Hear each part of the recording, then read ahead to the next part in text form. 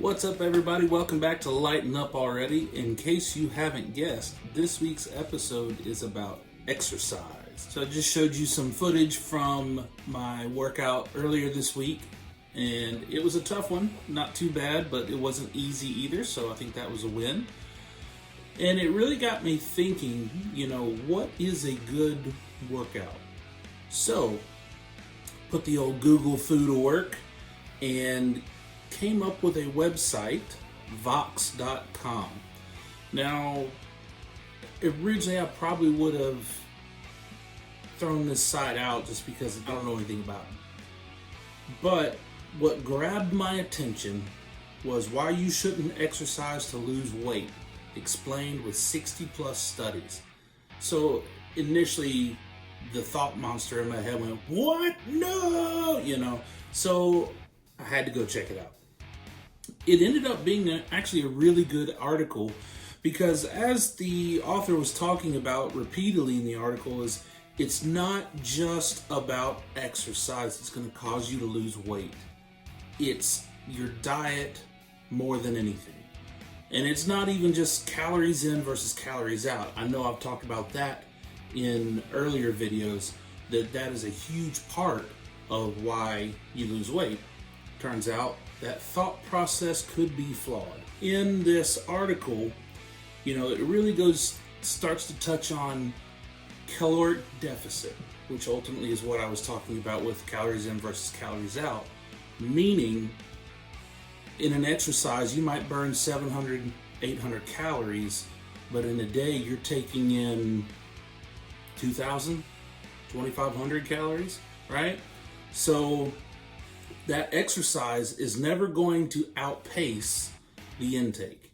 And it shouldn't, because your body has normal basal requirements for calories to do the normal bodily functions to support life, right?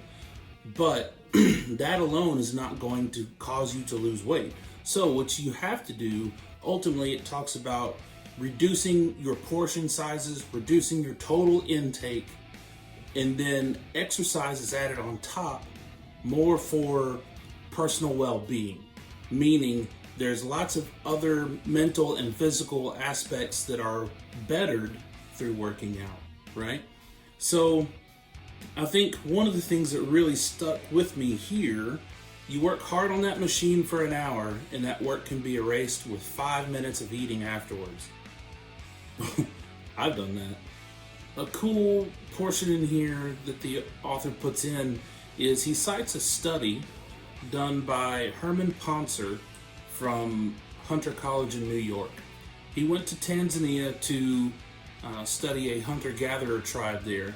And what he was looking to see was from a group of people that spend their lives basically trying to purely survive, is their caloric intake and output any higher or lower? Like, how does it differ from what we do as Americans or Europeans or whatever? And long story short, came to find out that their expenditure was exactly the same as what we are. So what he found, and I'm going to read this direct quote here, is actually pretty cool. We were really surprised when the energy expenditure among the Hasda, which was the tribe, has no higher than it is for the people in US and Europe. That's pretty wild. So he published his findings in 2012 in the journal PLOS One. To me, that's mind-blowing. I would have thought it would be something vastly different because most of us are very sedentary. We work jobs where we sit down most of the time. A lot of us don't exercise very often. That is actually, I found another article. It was U.S. Department of Health and Human Services, HHS.gov. Again, I'll link both these articles in the comments. Less than 5% of adults participate in 30 minutes of physical activity each day, and only 1 in 3 adults receive the recommended amount of physical activity each week. Take that piece of information and go back to that study. It just really reinforces that even more. On the tail end of the article, they ask a question, so what actually works for weight loss? and they talk about the National Weight Control Registry, which is a study that has taken some traits, habits, and behaviors from adults that have lost at least 30 pounds and kept it off for a minimum of 1 year. So how this works is they currently have 10,000 members that have been enrolled in this survey, and I went to the website. They have a link to it.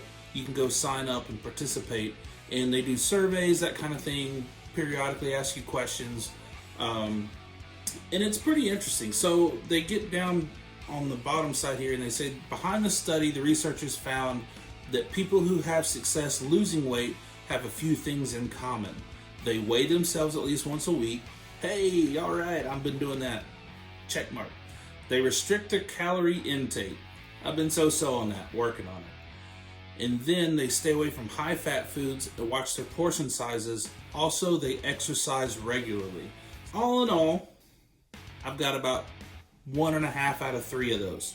Working on the exercising regularly, working on the restricting my caloric intake, and weighing themselves. I thank you guys for sticking with me. If you got any other questions, again, hit me up. As always, lighten up already.